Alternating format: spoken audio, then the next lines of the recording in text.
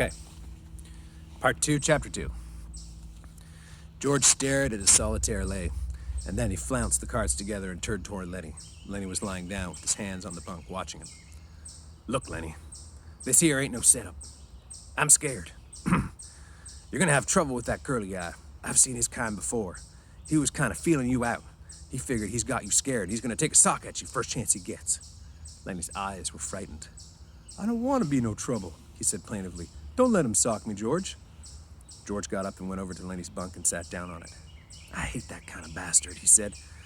I seen plenty of them. Like the old guy says, Curly don't take no chances. He always wins. He thought for a moment. If he tangles with you, Lenny, we're gonna get the can. Don't make no mistake about it. He's the boss's son. Look, Lenny, you try to keep him away from you, will you? Don't ever speak to him. If he comes in here and you move clear to the other side of the room, will you do that, Lenny? I don't want no trouble, Lenny mourned. I've never done nothing to him. Well, that won't do you no good if Curly wants to plug himself up for a fighter. Just don't have nothing to do with him. Will you remember that? Say you remember. Sure, George. I ain't gonna say a word. The sound of the approaching grain teams was louder. A thud of big hooves on hard ground, drag of brakes, and the jingle of trace chains. Men were calling back and forth from the teams, and George, sitting on the bunk beside Lenny, frowned as he thought.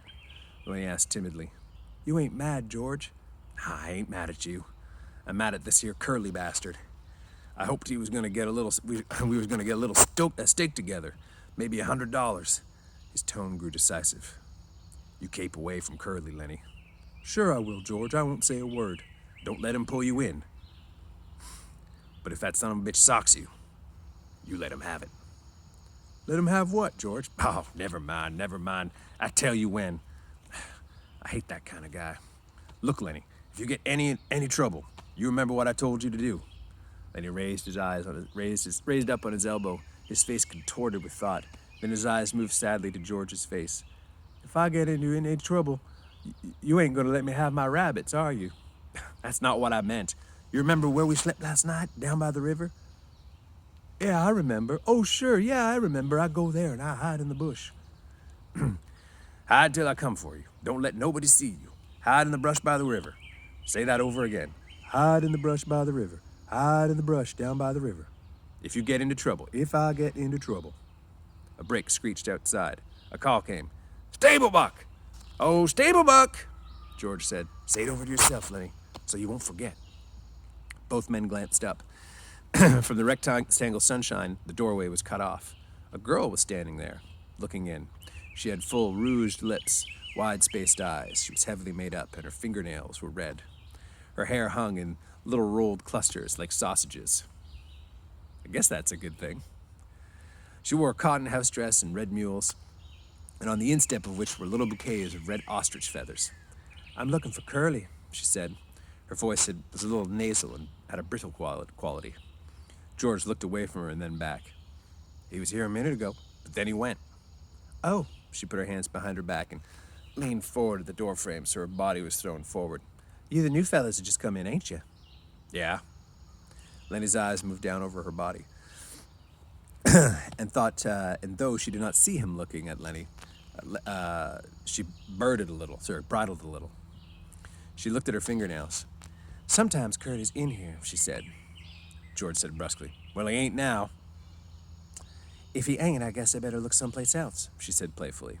Lenny watched her, fascinated. George said, If I see him, I'll pass on word you're looking for him. She smiled archly and twisted her body. Nobody can't blame a person for looking, she said. There were footsteps behind her going by, and she turned her head. Hi, Slim, she said. Slim's voice came through the door. Hi, good looking. I'm trying to find Curly, Slim. Well, you ain't trying very hard. I seen him going into your house. She was suddenly apprehensive. Bye, boys. She called into the bunkhouse, and she hurried away. George looked around at Lenny. Jesus, what a tramp, he said. That's what Curly picks for a wife. She's purty, said Lenny defensively. Yeah, she's sure hiding it. Huh. Curly got his work cut out for him. But she'd clear out for $20. Lenny still stared at the doorway where she had been. Gosh, she was purty. He smiled admiringly. George looked quickly down at him. then took him by the ear and shook him. "Listen to me, you crazy bastard," he said fiercely. "Don't you ever have a look at that woman. I don't want to. I don't care what she says, what she does. I seen him poisoned before, but I never seen no piece of jailbait worse than that. You leave her be, Lenny."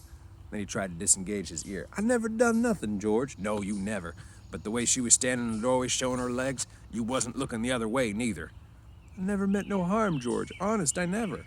"Well, you keep away from her, 'cause she's a rat trap I ever seen one. You let Curly take the rap. He let himself get in for it, glove full of Vaseline," George said disgustedly. "And I bet he's eating raw eggs and rutting to the patent medicine houses." Lenny cried out suddenly, "I don't like this place, George. This ain't no good place. I want to get out of here." "Well, we gotta keep here till we get our steak. We can't help it, Lenny. We'll get out just as soon as we can. I don't like it no better than you do." He went back to the table and set out a new solitaire hand. "No, I don't like it," he said. "For 2 bits, I'd shove out of here. If we can just get a few dollars in the poke, we'll shove off and go up American River, maybe pan for gold. We can make a couple of dollars a day there, and who knows, we might hit a pocket."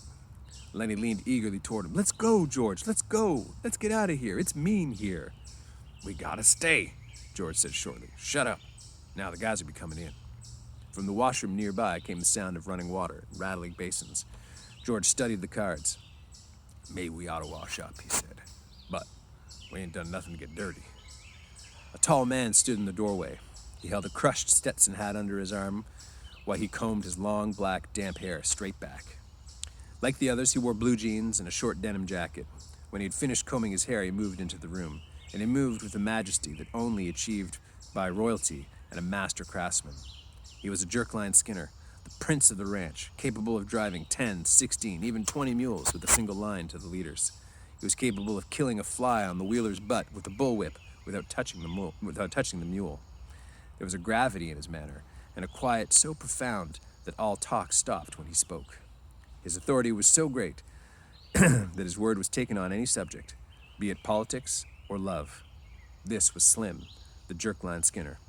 His hatchet face was ageless. He might have been 35, he might have been 50. His ear heard more than what was said to him, and his slow speech had overtones, not of thought, but of understanding beyond thought. His hands, large and lean, were as delicate in their action as those of a temple dancer. He smoothed out his crushed hat and the creases in it and put it on, and he looked kindly at the 2 young men in the bunkhouse. "It's hotter than hell outside," he said gently. "Can't hardly see nothing in here. You guys the new guys?" "We just come," said George. "You gonna buck barley?" "That's what the boss says." Slim sat down on the box across from the table from George. He studied the solitaire hand that was upside down to him. "I hope you get on my team," he said. His voice was very gentle. "I got a pair of punks on my team that don't know a barley bag from a blue ball. You guys ever bucked barley?" "Hell yeah," said George. "I ain't nothing to scream about, but that big bastard there can put up more grain than most pears can." Excuse me. Lenny, who'd been following the conversation back and forth with his eyes, smiled complacently at the compliment. Slim looked approvingly at George, having given the compliment.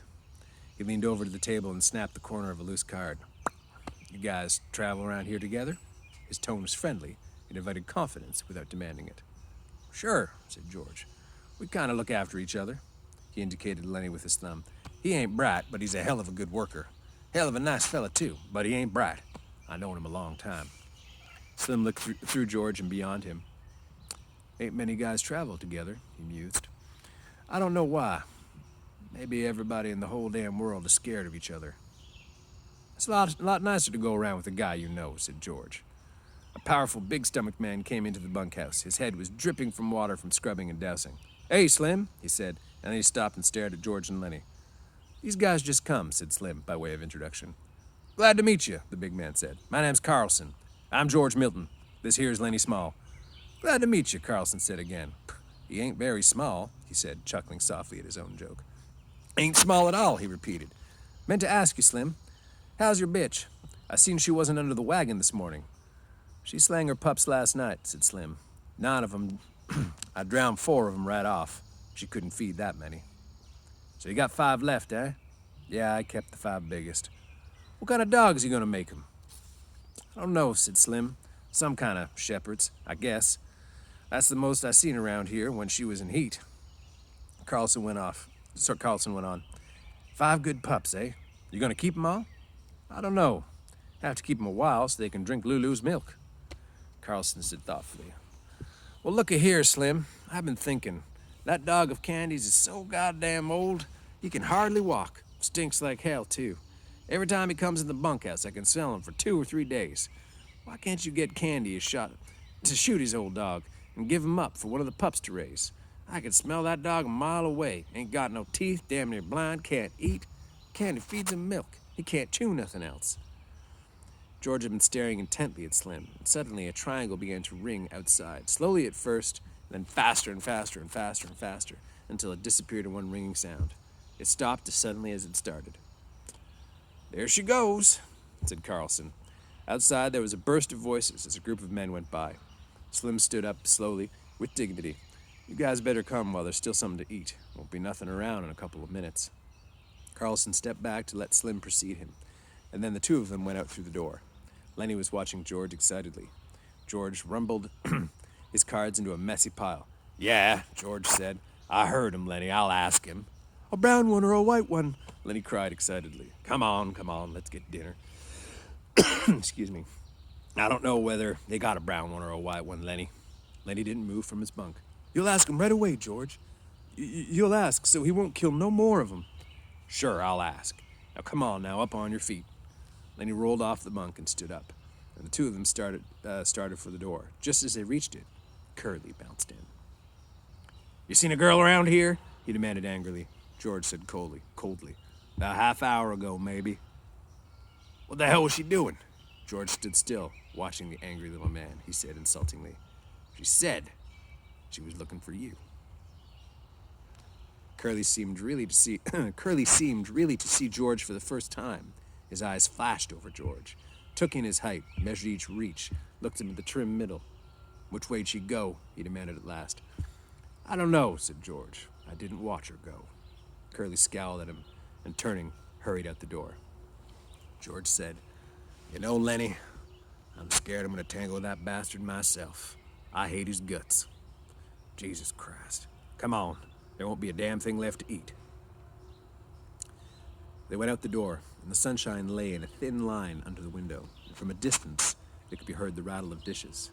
After a moment, the ancient dog walked lamely in through the open door. He gazed about with a mild, half-blind eyes. He sniffed, and then he lay down and put his head between his paws. Curly popped into the room doorway again, looking around the room. The dog raised its head, but when Curly jerked out, the grizzled head sank to the floor again. That's the end of part 2. It's funny, my old dog is looking at me through the window of our house right now. Okay, so some stuff to unpack there. We're going to put questions up tomorrow. It's Monday today. So tomorrow we'll have study questions to help us better understand the chapter. Remember that it's, you don't have to write answers to the questions, but you certainly want to maybe make notes and think about them. And we'll discuss them like we did last Friday, this Friday at 1 o'clock. Okay, good luck, guys. Talk to you soon.